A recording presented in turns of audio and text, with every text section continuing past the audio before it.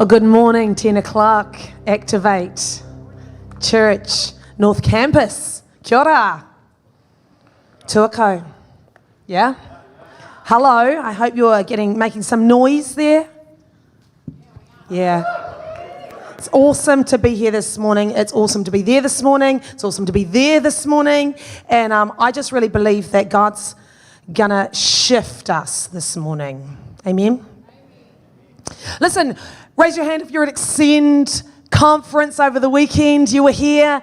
You journeyed with us. Listen, this is a prophetic invitation that's not just happening to us in Hamilton, but it's to the body of Christ in our nation right now. That God is inviting us to go up the mountain, to come higher than we've ever been before. He's actually asking the body of Christ to grow up in this hour. He's asking us, would we take time to ascend into His presence? Why? So you can feel good? It's so that you can bring back strategy, solution, clarity of vision, and to be a voice of hope in this day. Come on, the people around us in our spheres of influence, they need to have clarity in this time. They need to be encouraged in this time. And they need someone to be able to ascend, to be able to see clearly. Come on, you and I, we're seated in heavenly realms. We're already there. We just got to choose to open our eyes and our hearts. And so as I was preparing this word, I really felt that, we get to see when we go higher, we get to ascend. And we know that mountain is the place of vision, clarity, where we have eyes like an eagle in this hour. And that's great. But we also know that when we see, what we see and how we see affects what we say. Come on. The word that comes out of our mouth is powerful and creative. It can cause destinies to be formed. It can save lives. It can call out the gold. You and I are called to be people who we see. When we see someone, we see the gold on the inside. And then we speak to their potential, to their God destiny, to the hope of who they are, and we speak it out. We call it out of them. I know that going from this room today, and even there's going to be people who come into your path, who God has divinely connected, that you have an appointment with them that you don't know about, but God knows He's going to set you up. You're going to walk across their path and you're going to have an appointment here, but God knows He wants to interrupt you and give you an appointment here so that somebody can have an appointment with Him. Come on, is there anyone who will allow God to mess up their agenda? Jesus was always going to an appointment when someone had an appointment with Him. Come on, tonight. So today, my message is called Words Create Worlds. Your word and my word can create a world. We have a gift. Our tongue is a weapon. Our tongue is a weapon, and we have to learn how to use it. The Bible tells us in Genesis, in the beginning was the Word, and the Word was with God, and the Word was God. Come on, He was the Word, He is the Word, we have the Word, the great book, but we also have the Word who lives on the inside of us. And He wants us to co-labor with Him by opening our mouth, but with eyes like an eagle and a roar like a lion, that there would be a convergence between what we see and how we see and what we say and what we speak. I think God is unctioning us to become intentional with our words in this hour. Because there is so many negative words around us at Earth's level. Come on, anybody on Facebook? Anybody? Twitter? Come on, those social media platforms. Oh, goodness me. 6 o'clock news. We need to be a contrary voice. Will you go up higher, that you would seek with clarity and with hope and with vision, that someone in your world, if not you, would be able to receive clarity and vision? Words create worlds. Tell somebody beside you, your words are going to create a world. Come on, we've got to be creative with our words. We've got to be positive. We've got to be powerful with our words. Now, there's been a convergence. I'm just going to do 101 Hebrew for just 3 minutes, okay? So stay with me. Stay with me, North Campus, okay? This has been an interesting season that we are in. In 2020, every person who was slightly prophetic thought they were hearing from God when they said 2020 is the decade to see. Come on, perfect vision, right? Someone said it on this platform, I know it. You told someone in your home group, thinking you were the first to hear it. And that is true. In fact, that's why I believe we're tapping into like ascend. Come on, we're saying we need to see. Boy, do we need to see, man. There's been an enemy's throwing some fog at us, right? So we do need to see. That's so true. This decade, we need to be able to see. But actually, there's been a convergence between the Gregorian calendar, which is our calendar, 2020, and the Hebrew calendar. And their calendar has also flipped into a new decade, just like us. And they've gone into the year 5780. Now, that's gone over someone's head, but let me just say 80. Say 80 right now. This is what we're talking about. They are in the 80 decade. Now, the Hebrew, they have an alphabet. It's not like ours. It's a little bit better because their letters are pictures.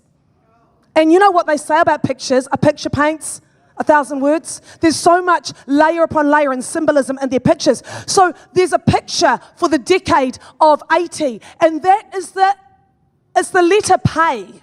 It's called pay. Now, that letter is the picture, and they call it the mouth. So what I'm telling you right now this morning, what you've got to get, is that there's a convergence, a marrying between what we see, 2020, in our calendar, and what we say. You see, they call it the decade of the mouth. They believe it's the decade of the mouth. In other words, what we say in this decade is hugely significant. This completely lines up with a lot of prophetic people around the nations who have said we've entered the decade of evangelism. You got to see it and you got to say it. Now, hidden inside the letter pay, it gets a little bit better because God's a little bit cleverer, there's good English, than you and I. Inside the letter pay is another hidden letter called bait. It's what we catch our fish with, right? And we do, by the way. Evangelism is all about fishing. And that letter bait is actually the number for 2. So hidden in the mouth is the number 2. Now, what do you and I know about the number 2 and the significance of 2 when it comes to what we speak? Come on, you know it. When 2 or more agree on anything on earth, it shall be done by my Father in heaven. The power of agreement is in the number of 2. 2 Corinthians 13:1 says, in the mouths of 2 or 3 witnesses, every matter will be established. Matthew 18:19, and again, truly I tell you that if 2 of you agree on earth about anything you pray for, it will be done for you by my Father in heaven. 2 Corinthians 1:20, come on, every promise is yes and amen in Christ. Come on, God's already said yes to that promise that's on your heart. Come on, that thing that you've been asking for, that thing that's your greatest desire. It's a yes, but it cannot be moved into motion until you amen it. The power of agreement. You know, when 2 agree with God's word, it's really powerful because it turns it into a testimony. Come on, we know this word, a testimony. You know, a testimony wasn't created by Christians. A testimony is actually a term that's a legal word. And a testimony occurs when 2 or more people agree on something, and it turns it into a testimony. And what it makes it is legally binding. So where 2 or more agree on something on earth, it becomes legally binding in the realm of the spirit. We need to find our brothers and sisters who are going to totoku what we're wanting to have in our life manifest. The promises that we're holding on for, praying for, fasting for, desiring. We need to get with our prayer partners and say, will you agree with me, Jan? Gosh, this is on my heart. I'm up at night thinking about it, and I need someone to stand with me in the power of brotherly and sisterly love and agree with it. Why? Because I need it to be put into motion in the realm of the Spirit, and that comes through the power of agreement. Joel 22:28, one of my favorite verses, it says, decree a thing and see it established. You see, this is the season where together we are stronger because of our agreement. But I need to tell you something about this. You see, this power of agreement, it works for the good, but it also has a flip side. You see, Satan is called the accuser of the brethren, and he is prowling like a roaring lion, looking to see who he can agree with. So when we say and utter a negative word, you know, we backstab our boss, we say something derogatory about our leader or our spouse. No, not in this church. Not in this church. Or as a parent, we get frustrated with our child and we say something flippant.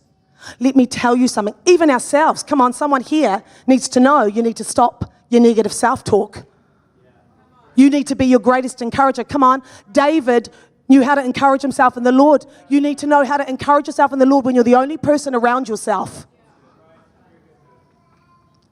And so when we utter a negative thing, the enemy prowls on. He's there. He's like, he pounces on it. He goes, I agree, amen, amen. Turn it into a testimony. Now it's legally binding.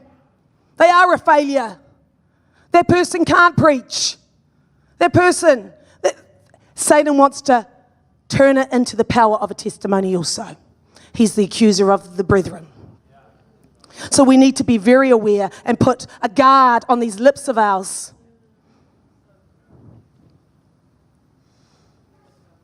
So today, let's talk about the power of words. I want to give you 4 quick keys, and then I want to get us starting to activate. Is that okay? Come on, can you give me a little bit of a, is that okay? Let's get a bit vocal. If we're talking about words today, come on, let's use our voice. Let's make hell shudder at the sound of our voice. Have we got any lions in the room? Come on, have we got anyone who knows what it is to use the word of God as a sword? Come on, because in the word of God, we can see it before we say it. This is the first thing. Because you and I are daughters and sons of the King, we have the ability to see it in the realm of the Spirit before we say it. And then we see it. So we see it with the eyes of our spirit. We get a dream. We get a desire. We see it in the eyes of our sanctified imagination. God stirs us. And then we need to speak it out. We need someone to come and agree with us, and we speak it out. We start to decree a thing and see it established. And as we do that in the natural realm, we see it established. See it, say it, see it. Come on, say it with me. See it, say it, see it. That's right. If you don't remember anything about today, you remember that. You know, even God seen it before he said it. It says in Genesis, it says, in the beginning, God created the heavens and the earth. Now the earth was formless and empty. Darkness was over the surface of the deep, and the Spirit of God was hovering over the waters. You see, is there an area in your life that is formless and empty right now? Because the world was formless and empty, but not to God. You see, it says that he said, let there be light. You see, he could see what it could be. Just like you and I, we need to be able to see what it could be. And we know the story. We live and breathe it. We are now the establishment of it. We walk in what he spoke. Someone spoke out about you before you were here in this room. Someone spoke out and declared your salvation. Now turn around and do it for someone else. Okay. The next thing, our words are a weapon. Our words are a weapon, for we have the living word. It is sharper than a double-edged sword. It is alive and active, and it penetrates between bone and marrow, and even to the deepest intents and motives of the heart. Anyone want to come and be anointed right now? The power of the sword. This takes heads off, I think. Watermelons. Come on, our word, the word of God, it's not just a word. It's alive and active. It pierces through stuff and reveals the intent and the motives that are hidden in our heart. We are called to use this every single day. We are called to advance with it. We've got the shield of faith for defense, but this, we're advancing with it. We're decreeing with it. We're taking out heads with it. We're taking out giants with it. We're creating destinies with it. Come on, we need to learn our word. If you knew that you had a superpower inside your house lying in a book called the Word of God, and with it, if you would only use it, you would create and shape destinies. If you knew this, wouldn't you become an astute student of the Word? Wouldn't you make it your greatest priority? What are you doing today? You really? What are you hanging? You want to come and hang? Well, actually, I need to get into the Word first, and then I'm going to come and hang. Come on, we need to make it a priority in this season. What if we didn't have it anymore? Just saying. What if it became the dangerous book that was illegal? Just saying. Come on, we got to start treating it like the treasure it is, the weapon it is, because words create worlds. Number 3, our tongue has the power of life and death. Yes, it does. Like I was saying before, it creates destinies, but it can also create destruction. I believe there's probably not one person in this room who hasn't been affected by the negative and painful, destructive words of someone careless and someone cruel. Come on, let's turn it around. I believe there's someone in this room who's probably hurt someone with their words. Hello? We've got to get real with that. And our words have power. And I was saying, we're talking this morning, and I was saying to the service, the 8:30 service, that I grew up with a mother who was really, really grounded in the Word. And she was one of these people who was always about how you spoke. And so when I would I was a negative sort of 16-year-old, and I'd say, I can't do that, I'm a failure, I'll never make house captain, I won't make the netball team, I'm no good at speaking. She would jump on it and she would say, I rebuke that in Jesus' name. I renounce that, Jacinda, renounce it in Jesus' name. Right, I declare the opposite over you. You are a champion. You're going to be a success. God has purposed you. You are more than able. I mean, it was intimidating. It was intense. It was annoying. I didn't feel uplifted, but I did learn the lesson that my words were powerful. And you see yourself and your mother when you get older, and you say it will never happen, but it happens.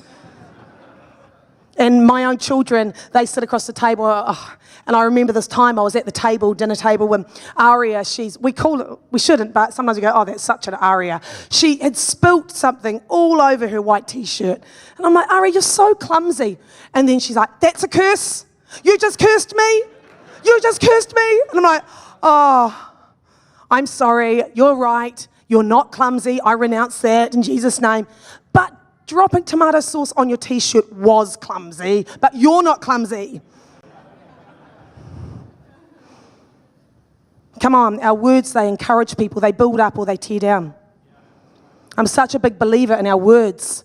That's why when I named my children, I took so much time and prayer and Damien and I decided when we named them, we knew it was their name, because every time I believe you speak a name, you declare their prophetic destiny over their life, even when it doesn't look like it. You're going to speak it, because you're going to speak to what is possible, not what is presenting. So my son, Ezekiel, it means strength of the Lord.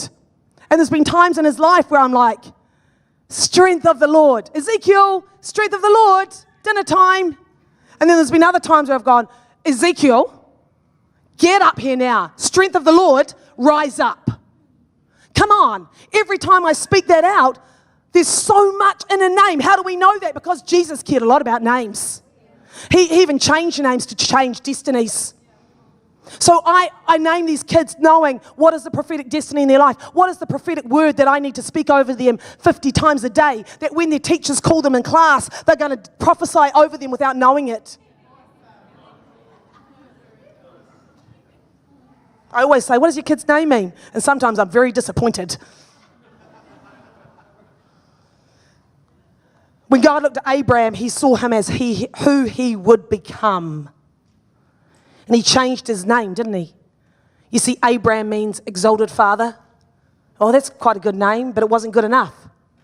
It wasn't good enough for Abraham to fulfill his prophetic destiny. He needed a name change.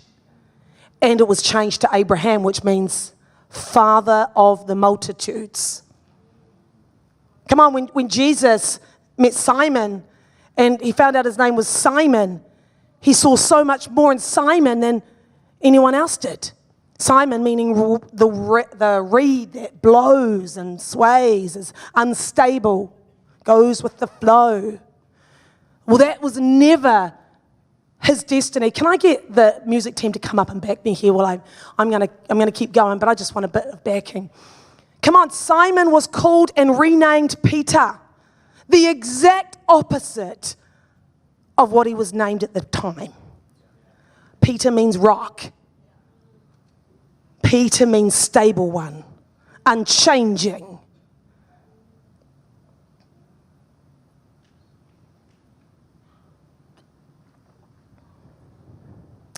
I love it. I love that we can speak life with our words, that we can rename and call what is possible and what is the potential out in people, and not look at who they are and see them from earth's perspective, but look with eyes of an eagle and see the gold inside them. Come on, you can change your life with your words. You can be the one voice that pulls something out of the dust and turns it into gold.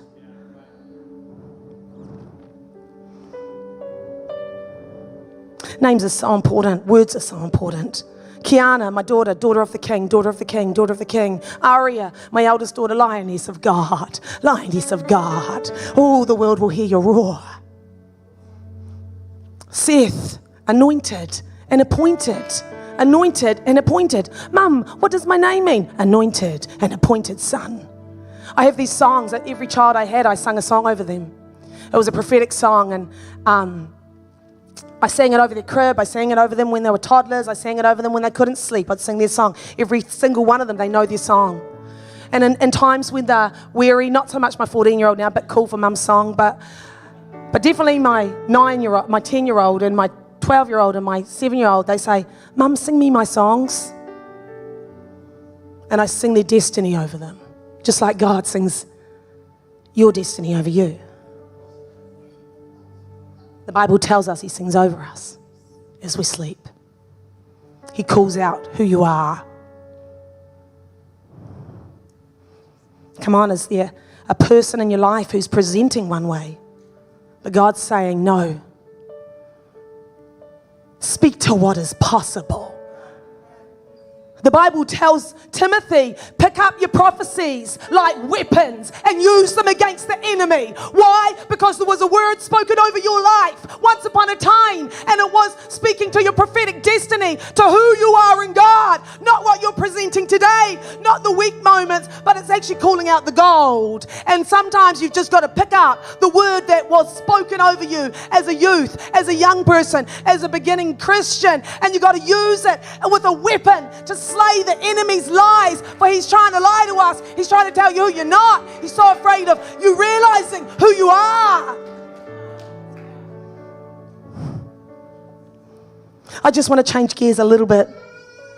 I want to talk about Oamaru, that 80% of people in the room don't know about.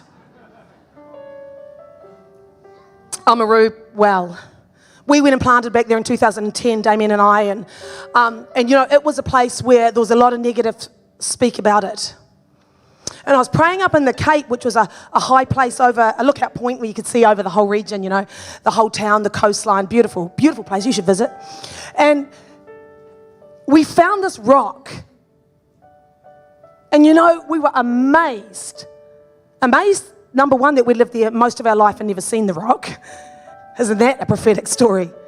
And two, that this rock was actually there. And do you know, it contained a prophecy that was spoken in 1844 by a man called Dr. Edward Shortland. And he stood in that same place that I often go to for my prayer time, often intercede there, often decree out, often prowl and believe for what's possible, not what's presentable, and speak out into the high realms and high places. He stood there in 1844, and with eyes like an eagle, seeing not what was presentable, but what was possible. And he began to speak this prophetic word, and it was written on this rock. It says, we may carry on the imagination to another century, when this now desert country will be peopled, when the plains will be grazed on by numerous flocks of sheep, and the streams now flowing idly through the remote valleys will be compelled to perform their share of labor in manufacturing of wool. Do you know that prophetic word came to pass? Today, there's a settling and development of the land. There's people there where we're known for our farming. Firstly, our sheep. We've got a wool manufacturing company there. The valleys have produced from the mighty Waitaki. It's known, it actually probably powers your power. You're welcome.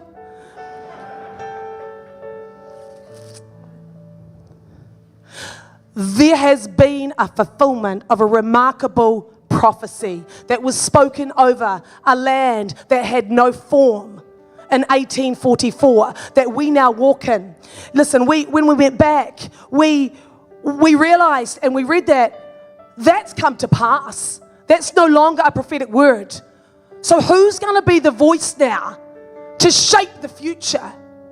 Who's going to pick it up with eyes like an eagle to see what is possible, not what is presentable? You see, there's a lot of negative words spoken over Oamaru back in the day. That's just a town for dropouts. It's a retirement village. No one good comes from Oamaru, it's a dead town. It's in decline. There was a lot of negative talk. I remember someone saying, everyone who moves to Oamaru gets depressed. The suicide rate's really high. I mean, words of death. So what we did is we went back there and we said, man, we're gonna shift and change the atmosphere with our words. So we started getting teams and we would go to the high places and we'd be even just driving in our cars, and we'd come together and we would be intentional about releasing the opposite spirit, the words of life and destiny over that region. We began to call businesses to come to pass and flourish. We called young families to come into this place. We called the best of the best to come into even our church and start to release and build the kingdom of God in that region. And you know what? 2010, when we moved, was the first year that the population shifted from being in decline and moved to being in incline. And now, the place that was a ghost town that I used to be dead to walk down by my teenage friends at midnight because it was old Victorian buildings and it was freaky, is now flourishing with new entrepreneurial businesses, galleries, cafes, restaurants, homeware shops, design shops. It is a flourishing place, and the word and the language has started to change. There's laughter in the playgrounds as children. Playgrounds have been built, with vision. And I tell you what else? We call it the creative capital. We decree it out. It'll be the most creative and innovative place. And we've got things built there, structures that haven't been seen before.